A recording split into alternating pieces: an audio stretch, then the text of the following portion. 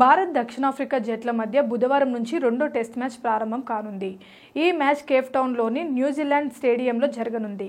ఇది టీమిండియాకు do or die match. ఎందుకంటే రెండు టెస్టుల సిరీస్లో రోహిత్ సేన 0-1తో వెనుకంజలో ఉంది.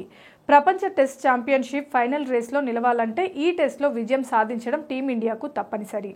తొలి టెస్ట్లో భారత్ ఇన్నింగ్స్ 32 పరుగుల తేడాలో ఓడిపోయింది. ఈ ఓటమిని ప్రతీకారం తీర్చుకోవాలనుకుంటుంది టీమిండియా. అలాగే కొత్త సంవత్సరాన్ని విజయంతో ప్రారంభించేందుకు సిద్ధమవుతుంది. అయితే రెండో టెస్టుకు ముందు భారత్కు ఒక షాక్ తగిలింది. భారత స్టార్ ఆల్రౌండర్ షర్దుల్ ఠాకూర్ గాయపడ్డాడు. నెట్స్లో బ్యాటింగ్ ప్రాక్టీస్ చేస్తుండగా అతని భుజానికి గాయమైంది. అయితే బంతి భుజానికి తగిలిన తర్వాత కూడా ఠాకూర్ బ్యాటింగ్ కొనసాగించాడు. త్రోడౌన్ నుంచి బంతుల ప్రాక్టీస్ చేస్తుండగా విక్రమ్ రాథోడ్ విసిరిన బంతి షర్దుల్ ఠాకూర్ భుజానికి తగిలింది. ప్రాక్టీస్లో 15 నిమిషాలకే గాయపడ్డాడు. తొలి టెస్ట్ జట్టులో ఉన్న షర్దుల్ రెండో మ్యాచ్లో ఆడతాడా లేదా దీనిపై ఎలాంటి సమాచారం బయటకు రాలేదు. మొదటి టెస్టుల్లో జస్ప్రీత్ బుమ్రా మినహా భారత బౌలర్లందరూ పెద్దగా ప్రభావం చూపలేకపోయారు. షర్దుల్ ఠాకూర్ కూడా భారీగా పరుగులు సమర్పించుకున్నాడు. అయితే షర్దుల్ స్థానంలో రెండో టెస్టుల్లో ఆవేష్ ఖాన్ ఆడే అవకాశం ఉంది. దక్షిణాఫ్రికాలో భారత్ ఇప్పటి వరకు టెస్ట్ సిరీస్ గెలవలేదు.